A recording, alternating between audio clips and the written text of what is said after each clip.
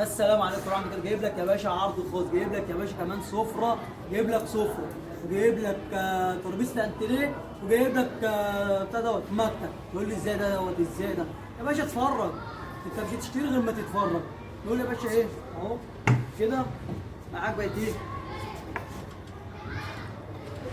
كده، بقت ترابيزه اكل صح؟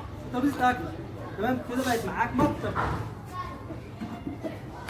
انا مكتب يا باشا دلوقتي نكتب احنا لوحدينا. طيب جالنا ضيوف بقى وجالنا حد، نعمل ايه؟ خلاص كده احترافنا نجيب كده عاملين دي كده، جايبين معانا 6 كراسي جايبين كده كده، بقت ترابيزه اكل صح؟ متخيل بقى ممكن احط السفره كلها وامشي بيها كمان، يعني ممكن احط الاكل واخش اطلع بيه تمام؟ احنا كده معانا كام واحد؟ معانا 3، معانا انتريه، ترابيزه انتريه، ترابيزه سفره، معانا مكتب. طب حبينا بقى ان ايه؟ ننزلها تاني نعمل كده كده، بوريك اهي قبل ما تدهن. الترابيزه ده طبعا عائلات شيلوا كميه غيرك استفاد. يبقى احنا معانا كمان دي تشد معاك اهي تمام؟ نوركم تاني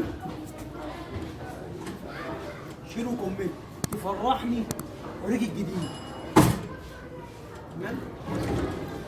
متخيل؟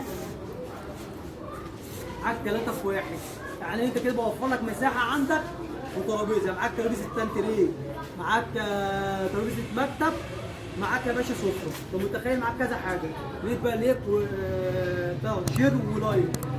فرحني عشان افرحك وربنا لا دلعك، انا جيت ليه عشان ندلع. والسلام عليكم ورحمه الله وبركاته.